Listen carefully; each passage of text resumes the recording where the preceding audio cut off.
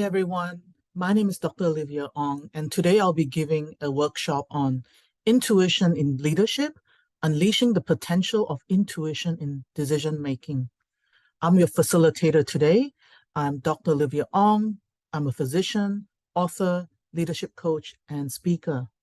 This workshop is facilitated in conjunction with the launch of the anthology series, Woman Leading the Way, where I am a co-author with 20 other powerful female leaders. It's been a wonderful journey to write my book chapter, and I look forward to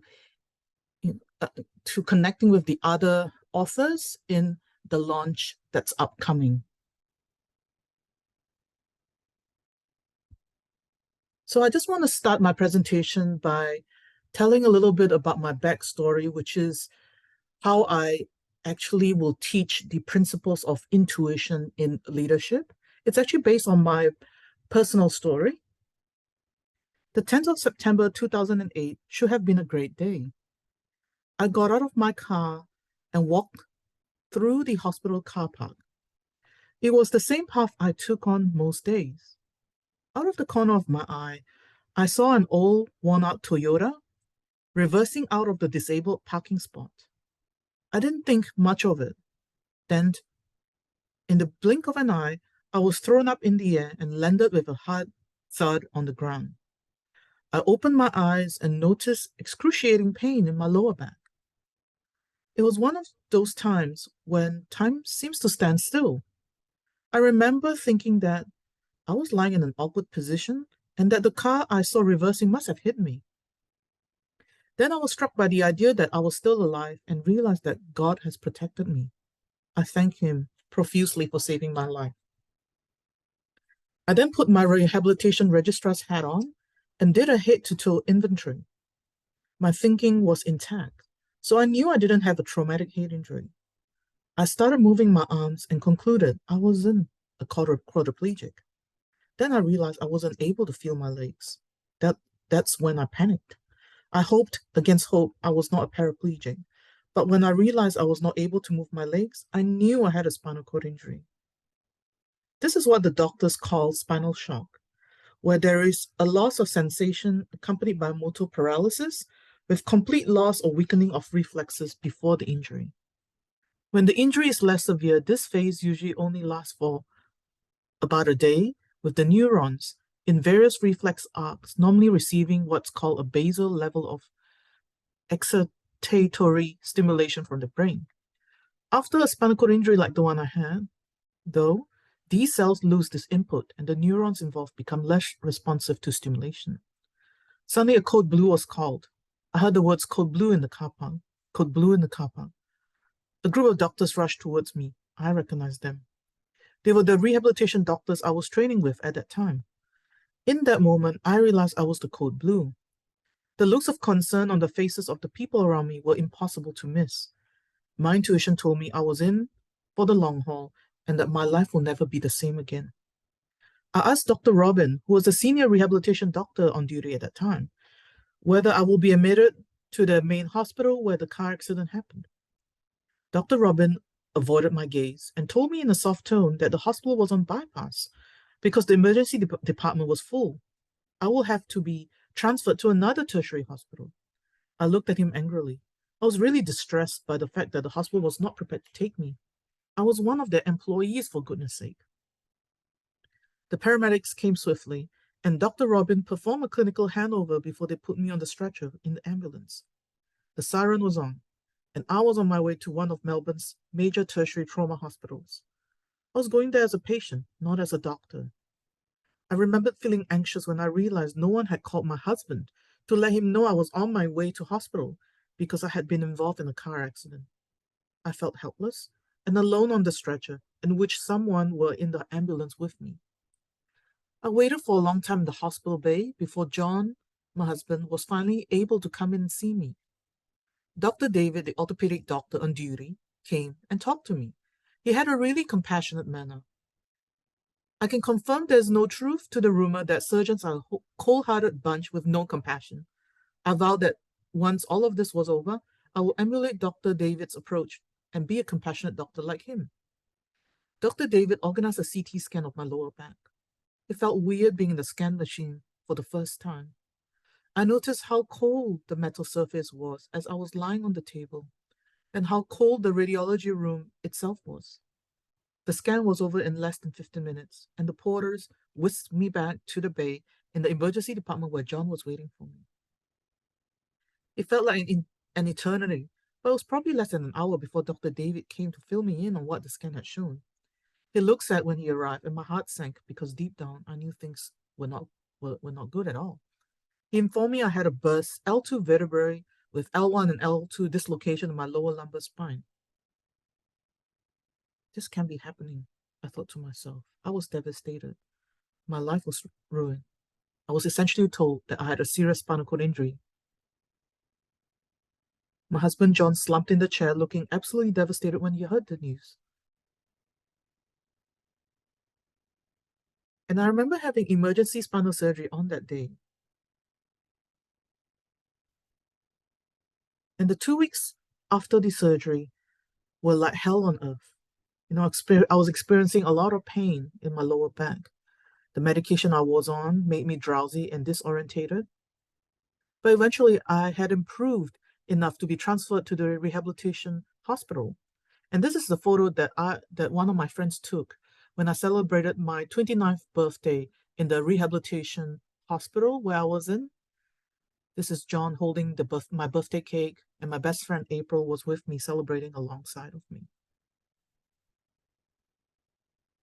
And I had to learn to live in the wheelchair. It was a different life. I had to learn to use a slide board to transfer myself from my bed to my wheelchair and back again. I had to learn how to manage my bowel and bladder from the specialist spinal nurses.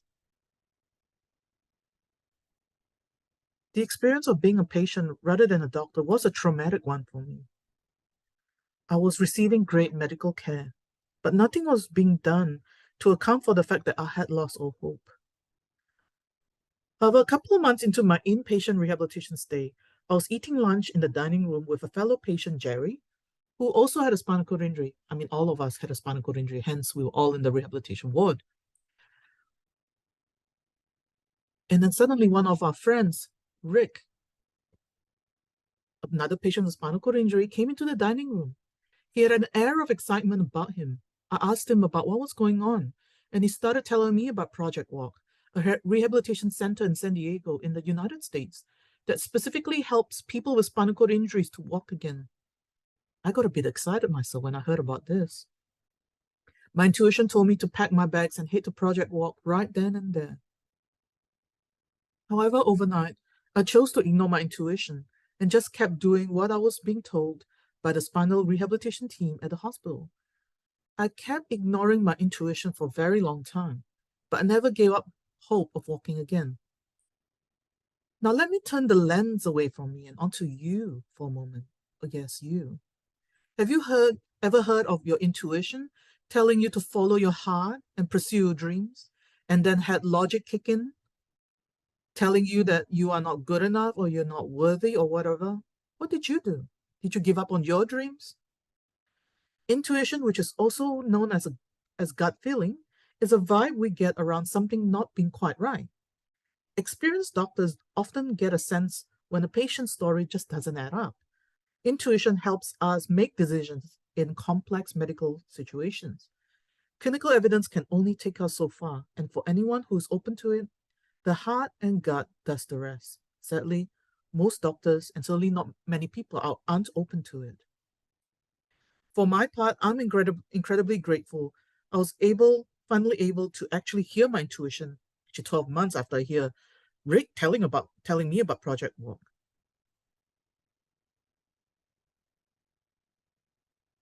This was one of those defining moments where your life is literally set on a path by choosing one option over another.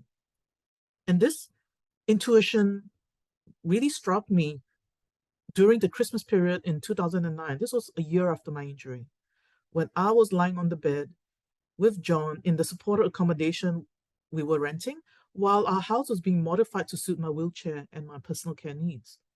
My intuition told me to pack my bags then and there and leave for San Diego so I could check myself into Project Walk Paralysis Recovery Center. Fortunately, my boss was totally understanding and supportive when I told him I was planning to go away for 2 years to focus on my rehabilitation. I was really touched when he gave me his blessings and told me to go ahead and strive for my dream to walk again. I was full of hope as John and I packed our bags for the long-haul flight to San Diego via Los Angeles. There was no doubt in my mind about having made a heart-centered decision that was pointing me in the right direction. However, when we got to the airport the following day, I started feeling a bit nervous. This was the first time I had traveled internationally as a disabled person, and a number of doubt-based thoughts went through my mind, like, what if the airline damages my wheelchair during the flight? I'm happy to report that everything went smoothly, and my wheelchair arrived intact in Los Angeles. And in fact, it's made many, many travel journeys alongside me over the last 15 years.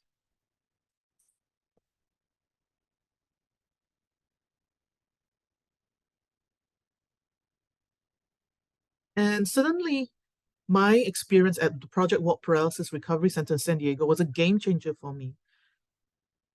The fact they had the latest state-of-the-art technology for locomotion, such as exoskeletons and robotics, not to mention the expertise of the trainers, made the idea of traveling halfway around the world a no-brainer for me. I thought these were the things that will help me, but not long after I arrived, I knew there was something deeper going on at Project Walk. What I learned when I was there between 2010 to 2012 is something much more powerful than how to use my legs again. I also learned how to nurture myself through self-compassion. The things I needed to be able to learn to walk again were the exact opposite of the things I drew on during my life pre-injury as a junior doctor.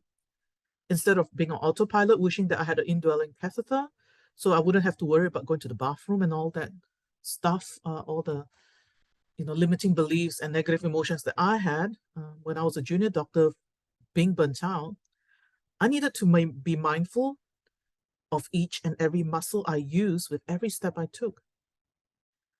Instead of being the Lone Ranger and struggling to seek help, I needed to actively connect with fellow spinal cord injury survivors and be buoyed by the bond we had through our common experience of spinal cord injury. Instead of being a perfectionist and beating myself up for every mistake I made, most importantly, I needed to accept myself for who I was and rediscover the true meaning of self-worth.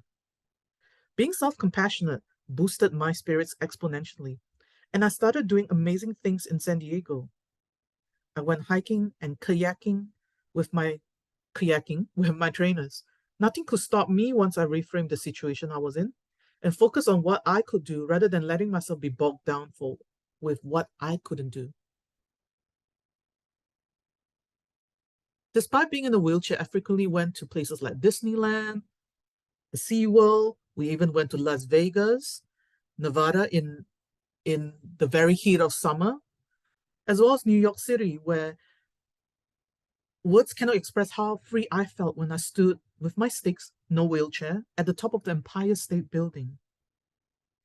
With great experiences like these peppering our time in the United States, I never begrudged the 5 grueling hours doing physical therapy every day from Monday to Friday. And this is a picture of me finally reaching the top of the hill, which I thought it was a mountain, but actually it was a hill. It felt like a mountain, but it was actually a hill in San Diego. I knew that I had taken a risk in going over to the United States and listened to my intuition wholeheartedly. And after 3 agonizing and wonderful years with Project Walk, I learned to walk again. Physically, I had not totally recovered. There was still a long, long way to go. But emotionally, I had definitely turned the page. I was over the moon when I returned to Australia. And in August 2012, I went back to my job in Melbourne. I was happy, enthusiastic, and ready to tackle new challenges when I walked back into my life as a doctor. Eventually, time passed by, and I went on to become a healthcare leader in the area of pain medicine and rehabilitation medicine. And a big part of the reason why I decided to choose pain medicine was because I wanted to change the lives of people with spinal cord injuries who also had chronic pain. Did you know that people with spinal cord injuries have severe chronic pain, which we term in the pain medicine world as central pain, where the usual pharmacological medications are not very helpful to manage their pain. Not only that, it leads them to spiral down to a life of pharmacotherapy, polypharmacy, accidental overdose, and death from the accidental overdose. This really broke my heart. And this was the main reason why I chose pain medicine, and I chose to become the pain medicine medical leader that I am in my industry. I have an established private and public practice as a pain specialist here in Melbourne, Australia. And my big mission is in life is to also help people with chronic pain in general lead awesome heart-centered lives where they can actively manage their pain and still um, lead the lives they wanted to lead. And yes, as a medical leader, there were challenges along the way. Like I had burnout several times. I had not one, but two children. And I had the challenge of dealing with navigating the fellowship examination process with a disability, but I overcame all that. And that was because I relied on my intuition to make heart-centered decisions in my leadership. And that's in personal and professional life.